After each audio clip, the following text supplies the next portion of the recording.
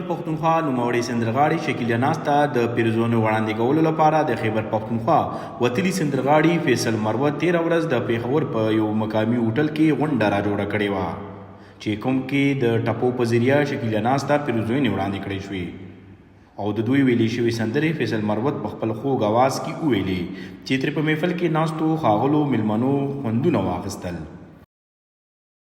فیصل سلمان مروت هغه سندرغاړی دی چې په خپل اواز ډیر زر په سیمه کې نوم پیدا کړی. ایاز رضا، پیښور.